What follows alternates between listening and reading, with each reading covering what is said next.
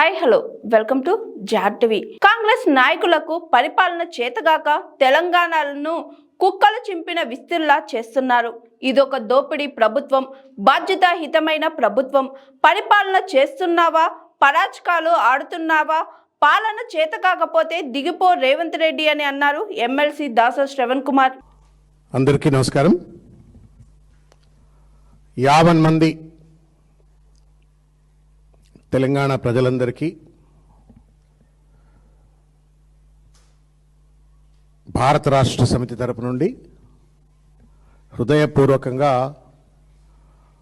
హోళీ పండుగ శుభాకాంక్షలు తెలియజేస్తూ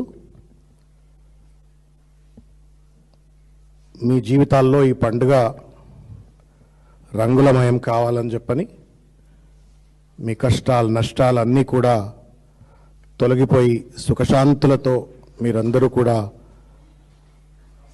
ఉండాలా అని చెప్పని హృదయపూర్వకంగా పార్టీ తరపు నుండి కోరుకుంటూ మరొక్కసారి ప్రజలందరికీ హోళీ శుభాకాంక్షలు. అదేవిధంగా మీడియా మిత్రులకు, ఈ పత్రికా సమావేశంలో ఉన్నటువంటి ఒక ప్రింట్ అండ్ ఎలక్ట్రానిక్ మీడియా మిత్రులకు, అదేవిధంగా కెమెరామెన్ సోదరులకు అందరికీ కూడా హృదయపూర్వకంగా హోళీ శుభాకాంక్షలు తెలియజేస్తా ఉన్నాం.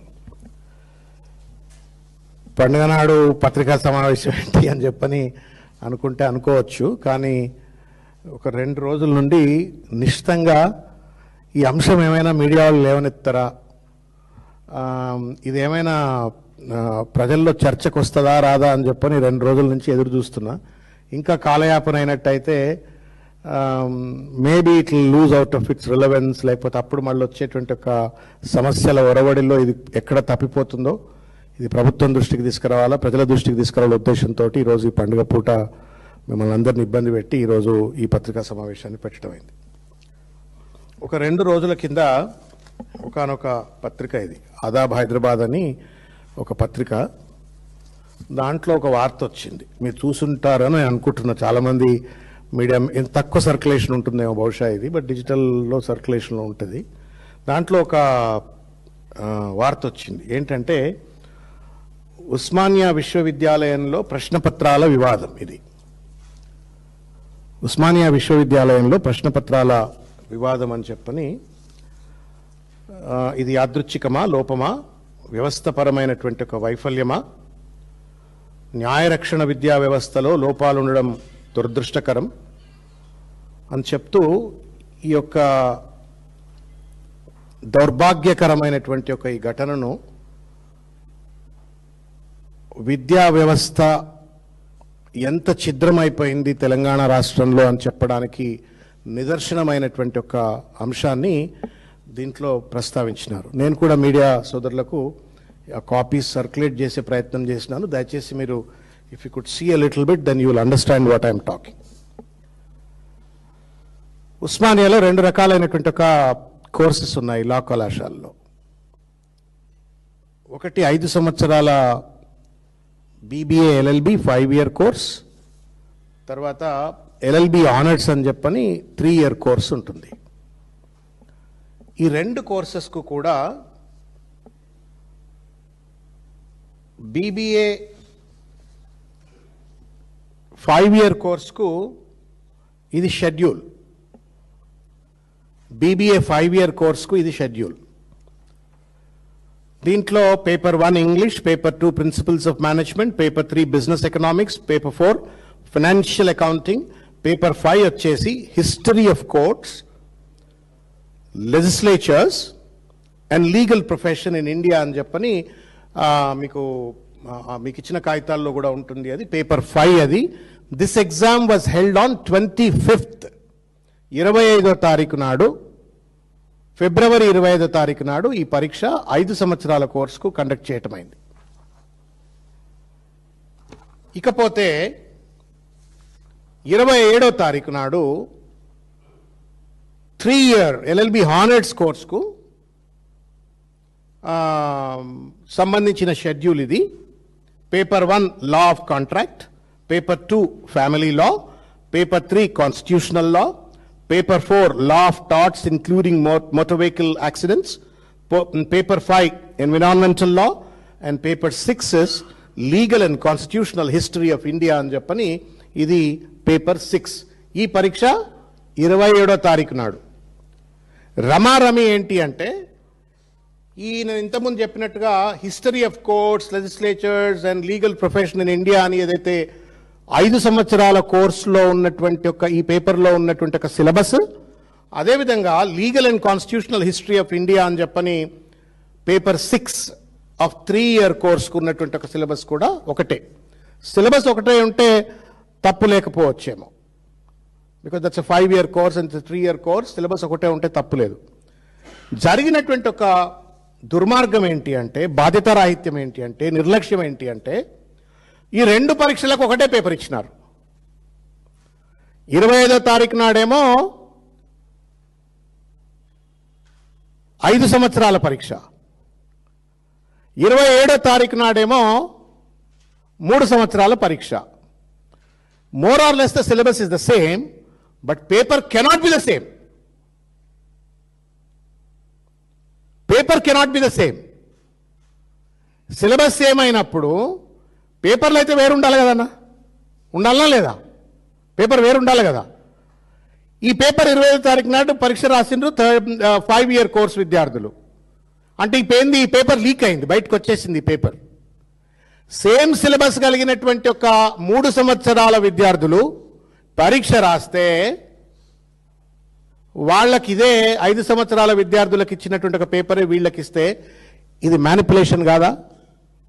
ఇది మోసం కాదా? ఇది నిర్లక్ష్యం కాదా? బాధ్యతారాహిత్యం కాదా? పేపర్ సెట్టింగ్ ఉంటుంది, పేపర్ మోడరేషన్ ఉంటుంది. ఫైనల్గా ఈ మొత్తం సిస్టానికి ఒక కంట్రోలర్ ఆఫ్ ఎగ్జామినేషన్ ఉంటాడు, రిజిస్ట్రార్ ఉంటాడు, వీళ్ళందరిపైన ఒక వైస్ ఛాన్సలర్ ఉంటాడు. ఈ వైస్ ఛాన్సలర్ పైన విద్యాశాఖ మంత్రి ఉరఫ్ ముఖ్యమంత్రి రేవంత్ రెడ్డి ఉంటాడు. ఇది సరాసరిగా నేరుగా విద్యాశాఖ మంత్రిగా ఉన్నటువంటి ఒక రేవంత్ రెడ్డి గారి యొక్క పరిపాలనా సామర్థ్యానికి ప్రతీక ఇది. మెడకాయ మీద తలకాయ ఉన్నవాడు ఎవడూ కూడా విద్యార్థుల భవిష్యత్తుతో చెలగాటాలాడుతూ 2 పరీక్షలకు ఒకే ప్రశ్నపత్రం ఇచ్చినటువంటి ఒక ఏకైక ఘనపాటి రేవంత్ రెడ్డి గారి ప్రభుత్వం. సిగ్గుది. ఎంత నిర్లక్ష్యంగా, బాధ్యతారాహిత్యంగా, పరిపాలన పైన పట్టు లేదు అని చెప్పడానికి ఈ యొక్క దుర్మార్గమైనటువంటి ఒక వ్యవహార శైలి. ఇంత జరిగింది అన్న. ఈ పరీక్ష 25 నాడు ఒక పరీక్ష జరిగింది, 27 నాడు ఒక పరీక్ష జరిగింది. పేపర్లో ఐ థింక్ ఆన్ 28th ఏమో ఈ పేపర్లో వచ్చింది. సరే, మిగతా media, regular media has not really seriously picked it up for what ever the reasons. First నాడు ఈ పేపర్లో వచ్చింది, 2 రోజుల తర్వాత పేపర్లో వచ్చింది. ఇవాళ మనం 3వ తారీఖులో ఉన్నాం. తేలుగుట్టిన దొంగలు లెక్కున్నారు, ఒక్కడూ మాట్లాడతలేడు. మనం అనుకుంటుండొచ్చామా, ఏమైనా ఒక పరీక్షే కదా, పేపర్ సేమ్ పేపర్ వస్తే ఏంటి అని చెప్పని. It's a law exam. న్యాయ దేవతకు మూల స్తంభాలుగా ఉండేటువంటి ఒక న్యాయ విద్యార్థులను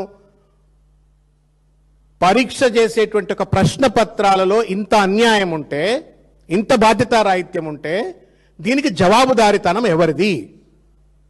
in normal circumstances head should roll, తలకాయలు తెగిపడాలా. Vice chancellor should be asked what is the reason why this kind of nonsense is happening in Osman university అని చెప్పని అడిగి ఉండాలా. రేవంత్ రెడ్డి గారు వైస్ ఛాన్సలర్ని అడిగినట్టుగా లేదు. వీసీ గారు రిజిస్ట్రార్ని అడగాల, రిజిస్ట్రార్ గారు కంట్రోలర్ ఆఫ్ ఎగ్జామినేషన్స్ అడగాల, controller of examinations paper set చేసిన అడగాల. ఎవడు ఏం లేకుండా తేలుగుట్టిన దొంగల లెక్క కూర్చొని ఇవాళ పిల్లల జీవితాలతో పరీక్ష అనేటువంటి ఒక దాన్ని ఒక ప్రహసనంగా మార్చేసి ఒక చిల్లర డ్రామా ఇవాళ తెలంగాణ రాష్ట్రంలో విద్యా వ్యవస్థ పట్ల జరుగుతుందనటానికి నిదర్శనం ఇది. సిగ్గుది. Bar Council of India has certain strong norms. పరీక్ష ఎట్లుండాలా, పరీక్ష నిర్వహణ ఎట్లుండాలా, పరీక్ష పత్రాల నాణ్యత ఎట్లా ఉండాలా అని చెప్పని బార్ కౌన్సిల్ ఆఫ్ ఇండియాకు కొన్ని రూల్స్ అండ్ రెగ్యులేషన్స్ ఉంటాయి.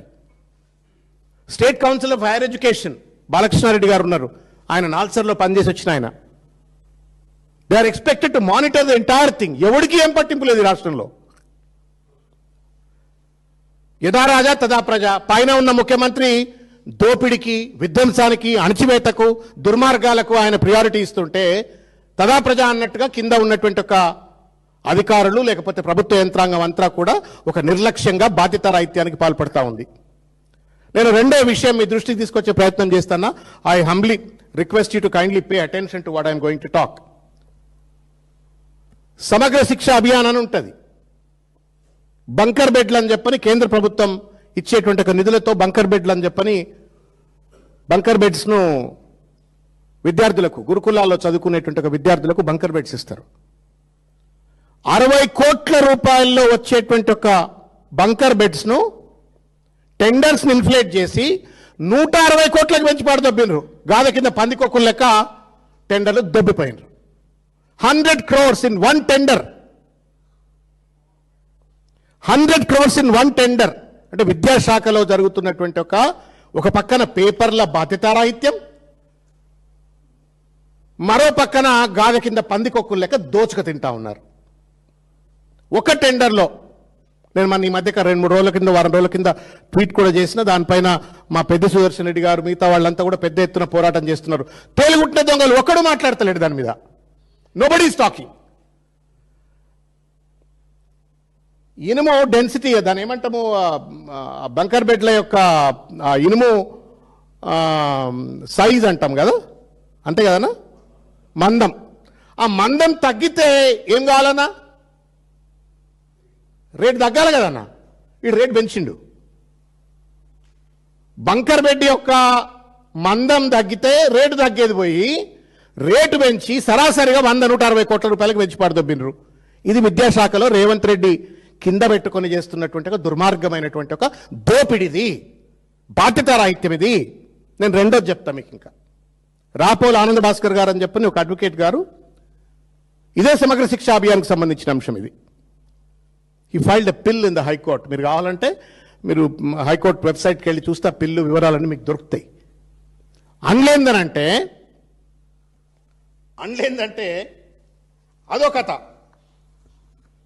వొకేషనల్ ట్రైనింగ్ పార్ట్నర్స్ అని చెప్పని ట్రైనింగ్ పార్ట్నర్స్ వాళ్లకు అర్హులుగా ఉన్నటువంటి ఒక సంస్థలన్నింటినీ కూడా, గుజరాత్ లాంటి రాష్ట్రాలలో బ్లాక్ లిస్ట్లో పెట్టినటువంటి ఒక సంస్థలన్నింటినీ కూడా 100 కోట్ల రూపాయల టెండర్లు ఆ సంస్థలకు కట్టబెట్టే ప్రయత్నం చేస్తున్నారు. నేను ఎందుకు ఈ అంశాలన్నీ కూడా మీ దృష్టికి తీసుకొచ్చే ప్రయత్నం చేస్తా ఉన్నానంటే, ఒక పక్కన పరీక్షలు నిర్వహించరాదు నీకు, మరో పక్కన గాథ కింద పందికొక్కులు లెక్క దోచుక తింటా ఉన్నారు. విద్యార్థుల జీవితాలతో చిలగాటమాడుతుంది. ఎవడబ్బా సొమ్మిది? పరీక్షలు సరిగ్గా నిర్వహించరాకపోతే యూ షుడ్ కండెమ్ దెమ్. ముఖ్యమంత్రి రెడ్డి వాళ్ళ కలెక్టర్ల సమావేశం పెట్టుకుండట. ఏం దశ దిశ నిర్దేశం చేస్తారు ముఖ్యమంత్రి గారు? మీ శాఖలో జరుగుతున్నటువంటి ఒక దోపిడీ కలెక్టర్లను కూడా నేర్చుకోమని చెప్పి దశ దిశ నిర్దేశం చేస్తారా? ఏం మార్గదర్శకం చేస్తారు కలెక్టర్లకు మీరు? ఇవాళ హరీష్ రావు గారు ట్వీట్ చేసి నేను చూసిన మార్నింగ్, 18 ఎకరాల స్థలంలో ఉన్న గుట్టలను గద్దల లెక్క దోచుకపోతున్నారు అని చెప్పని, మైనింగ్ ఇల్లీగల్ మైనింగ్ ఎట్లా జరుగుతుంది అని చెప్పని హరీష్ రావు గారు ట్వీట్ చేసిండ్రు. మీరు అట్లే చెప్తారా? మేము దోపిడీ చేస్తాం, మీరు కళ్ళు మూసుకొని కూర్చోండి అని చెప్పని కలెక్టర్లకు మార్గదర్శనం చేస్తారా? What nonsense is happening in the state of Telangana? పిల్లల జీవితాలతో చెలగాట మాట పెట్టే ఒక హక్కు ఎక్కడిది నీకు? గ్రూప్ 1 అంటే ఈ ముఖ్యమంత్రికి పని రాదు, పరిపాలన చేత కాదు అనటానికి నిదర్శనమే లా కళాశాలలో ఉన్నటువంటి ఈ యొక్క పరీక్షలకు సంబంధించినటువంటి ఒక అంశం ఇది. దోపిడి తప్ప ఇంకొకటి ఏమీ తెలియదు అనటానికి సమగ్ర శిక్షా అభియాన్లో బంకర్ బెడ్లలో మందం తగ్గితే కూడా 100 కోట్లు పెంచేసి, ఒకటే టెండర్లో 100 కోట్లు కేక్ కోసుకుపోయినట్టనా? కేక్ కోసినట్టు 100 కోట్ల కేక్ దొబ్బిపోతున్నారు. అదే సమగ్ర శిక్షా అభియాన్లో అర్హులుగా అన్నటువంటి వాళ్లకు, అస్మదీయులకు టెండర్లు కట్టబెట్టి వొకేషనల్ ట్రైనింగ్ పార్ట్నర్స్గా దోపిడీకి గురి చేస్తూ ఉన్నారు. మరో పక్కన ఇవాళ హరీష్ రావు గారు చెప్పినట్టుగా గుట్టలను దోమకపోతున్నారు గద్దల లెక్క, గాథ కింద పందికొక్కుల లెక్క. ఏం రాజ్యం ఇది? ఏం ప్రజాపాలన ఇది? ఏం పారదర్శకత ఇది? ఏం సుపరిపాలన ఇది? ఎవరిని దోచుక తింటందు కోసం మీరు అధికారంలోకి వచ్చినారు? ఏం చెప్పి అధికారంలోకి వచ్చినారు? ఏం చేస్తా ఉన్నారు మీరు? ఇలా కుక్కలు చింపిన విస్తరణ చేస్తా ఉన్నారు కదా రాష్ట్రాన్ని. గ్రూప్ 1 ఎగ్జామినేషన్ సరే కోర్టులో గెలిచిన ప్రతి ఒక్కళ్ళు సత్యగురువులు గారు. ఇవాళ కోర్టులో గెలిచినా అని చెప్పని ఆయన సంబరాలు పడుకుంటూ ఆయన అడమైన బట్టి ఉపన్యాసాలు ఆ విద్యార్థులను ఉద్దేశించి గెలిచినటువంటి వాళ్ళు ది అపాయింటీస్ గురించి మాట్లాడినారు. వైల్ కీపింగ్ దట్ అసైడ్, వందల తప్పులు లా పరీక్ష పేపర్లు ఎట్లయితే తప్పులు జరిగినాయో గ్రూప్ 1 ఎగ్జామినేషన్ నిర్వహణలో కూడా వందల తప్పులు. పాపం పిల్లలు కోర్టుకు వెళ్తే పెద్ద పెద్ద అడ్వకేట్లు రోజు ₹1 కోటి ₹2 కోట్ల ఇచ్చి పెద్ద పెద్ద అడ్వకేట్లను పట్టుకొచ్చి సరే ఆ జడ్జిమెంట్ వచ్చింది, what ever happens will happen. ఇది ఒక దోపిడీ ప్రభుత్వం, ఇది బాధ్యత లేనట్టు ఒక ప్రభుత్వం ఇది. ఎవరన్నా పరిపాలన పైన పట్టున్నదంటే ముఖ్యమంత్రి రేవంత్ రెడ్డి చెప్పాలి సమాధానం. కలెక్టర్ కన్నా చెప్పు నువ్వు. ఆన్ వాట్ గ్రౌండ్ శారదాపీఠం దగ్గర భూములు గుంజుకుంటామని చెప్పని నోటీసులు ఎట్లిస్తావు, గుంజుకోవడానికి బుల్డోజర్ని ఎట్లా పంపుతావు? తెల్లారి పొద్దుగాలనే మళ్ళా హరీష్ రావు గారు పోయిన తర్వాత తప్పైపోయింది అని చెప్పని నువ్వు ఎట్లా రిట్రీట్ అవుతావు? టీ హబ్లో, టీ వర్క్స్లో రిజిస్ట్రేషన్ కార్యాలయాలు పెట్టచ్చు అని చెప్పని జీవోలు ఎట్లిస్తావు? తెల్లారి పొద్దుగాల మొత్తం సిటిజన్స్ అంతా పెద్ద ఎత్తున గగ్గోలు పెట్టంగానే no we made a mistake అని చెప్పని ఎట్లా రిట్రీట్ అవుతావు? పరిపాలన చేస్తున్నావా, పరాచకాలు ఆడుతున్నావా? నీకు పరిపాలన చేతగాట్లేదు అనడానికి ఇది నిదర్శనం. ఇది పరిపాలన పైన పట్టు లేదనడానికి ఇది నిదర్శనం. ఇది పరిపాలనను రివ్యూ చేసేటువంటి సోయి లేదనడానికి these are all the indications and reflections. ఎక్కడ పడితే అక్కడ విచ్చలవిడి దోపిడి అండి, దోపిడి. లగచర్ల విధ్వంసాలు, వెలుగుమట్ట ఖమ్మం విధ్వంసాలు, గాంధీ విగ్రహం పేరు మీద దోపిడీ విధ్వంసం, 5,000 కోట్లతో ₹1,50,000 కోట్ల ప్రాజెక్ట్ అని చెప్పిన అదాన్ని కట్టబెట్టి అక్కడ దోపిడీ చేయాలా, మళ్ళా ఇండ్లను విధ్వంసానికి గురి చేయాలా? ఏం పాపం ఇది? పండుగ పూట ఇటువంటి ఒక పరుషమైన పదజాలంతో మాట్లాడటానికి నాకు కొంత సంశయం అనిపించినప్పటికీ కూడా తప్పనిసరిగా మాట్లాడుతూ ఉన్నాను. Nobody in the country would have accepted this kind of a nonsense where same paper will be given to two separate examinations, and not even a single show cause notice probably has been given అని చెప్పని ఇంతవరకు ఎక్కడా కూడా మనకు బయట కనబడతలేదు. ఎవడు బాధ్యుడు మరి? ఇది బయటకు వచ్చింది అయితే లోపల ఎంత గుడిపుటాన్ని జరుగుతూ ఉంది, ఏ పరీక్షలలో ఎంత గుడిపుటాన్ని జరుగుతూ ఉంది. పరిపాలన చేత కాకపోతే రేవంత్ రెడ్డి దిగిపోవా? మీ దగ్గర ఉన్న చదువుకున్న వాళ్ళు ఎవరైనా ఉంటే వాళ్ళన్న నేను వెలగబెడతారా? విద్యాశాఖ మంత్రి నీకు ఎందుకు ఆయమని చేత కాకపోతే? ఇంగ్లీష్ని ఇంగిల్ పీస్ అనేటువంటి విద్యాశాఖ మంత్రి ఎందుకండి? మొత్తం విద్యా వ్యవస్థ సర్వనాశనం చేసినాడు రేవంత్ రెడ్డి గారు. మొత్తం విద్యా వ్యవస్థ సర్వనాశనం. ఏం వాగ్దానాలు చేసినావు నువ్వు? ఏమేం వాగ్దానాలు చేసిండు అన్న? ఇది manifesto. This is the manifesto, Congress party manifesto. విద్యారంగం, ప్రతి విద్యార్థికి 5 లక్షల విద్యా భరోసా కార్డు ఇస్తా అన్నారు. మోసం. ప్రతి విద్యార్థులకు ఫ్రీ ఇంటర్నెట్ వైఫై సౌకర్యం కల్పిస్తాం. మోసం. భారతదేశంలోనే తెలంగాణ రాష్ట్రాన్ని ఒక నాణ్యమైన ఎడ్యుకేషనల్ హబ్గా వచ్చే 5 ఏళ్లలో తీర్చిదిద్దుతాం. లా కాలేజ్ పరీక్షలు ఇట్లా కండక్ట్ చేసేటోళ్ళు ఎడ్యుకేషన్ హబ్గా తీర్చిదిద్దారా? మోసం. ప్రతి మండలానికి అధునాతనమైన సౌకర్యాలతో అంతర్జాతీయ ప్రమాణాలతో కూడుకున్న ఉన్నత పాఠశాలను ఏర్పాటు చేస్తాం. ఉచిత ట్రాన్స్పోర్ట్ సౌకర్యం కల్పిస్తాం. ఉన్న స్కూళ్లను బంద్ చేస్తా అంటుండు రేషనలైజేషన్ పేరు మీద. ఉన్న స్కూళ్లను బంద్ చేస్తా అంటుండు. తలా తోకా లేనటువంటి ఒక మన ఆర్ఎస్ ప్రవీణ్ కుమార్ గారు కూడా మాట్లాడినట్టున్నారు ఎలాబొరేట్గా. ఎడ్యుకేషన్ పాలసీ అని చెప్పని రేవంత్ రెడ్డి పాలసీని అన్వీల్ చేసి పడేసినారు. నాకు బాధ కలిగింది. అకునూరు మురళి గారు లాంటి వాళ్ళ తర్వాత పెద్ద పెద్ద ప్రొఫెసర్లు అంటున్నారు వాళ్ళు రాసినటువంటి ఒక commission report Revanth Reddy CMO ఆఫీస్లో కూర్చొని రాసిస్తే దీన్ని అన్వీల్ చేసిందో అర్థం కాల, లాంచ్ చేసిందో అర్థం కాల. తెలంగాణ రాష్ట్రంలో దాదాపు 28,000 ప్రభుత్వ పాఠశాలలో 26 లక్షల మంది విద్యార్థులు చదువుకుంటారని చెప్పని కమిషన్ రిపోర్ట్లో ఉంటుంది. దాదాపు 13,000 ప్రైవేట్ స్కూళ్లలో దాదాపు 50 లక్షల మంది విద్యార్థులు చదువుతున్నారు అని చెప్పని కమిషన్ రిపోర్ట్ చెప్పింది. No mechanism that they have introduced and talked about it. How do I manage and ensure that these private educational ఇన్స్టిట్యూషన్స్లో జరుగుతున్న లూటీని ఎట్లా కంట్రోల్ చేయాలా, రెగ్యులేట్ చేయాలని చెప్పని ఒక్క మాట మాట్లాడలా. ఉన్న ఫియర్ రీయింబర్స్మెంట్ పథకాన్ని రద్దు చేస్తానని మాట్లాడతాడు. తెలంగాణ పబ్లిక్ స్కూల్ అని మాట్లాడుతున్నాడు. ఉన్న గురుకులాలు బంద్ కావాలట. యంగ్ ఇండియా స్కూల్స్ అని హాయ్, దిస్ ఇస్ స్వాతి.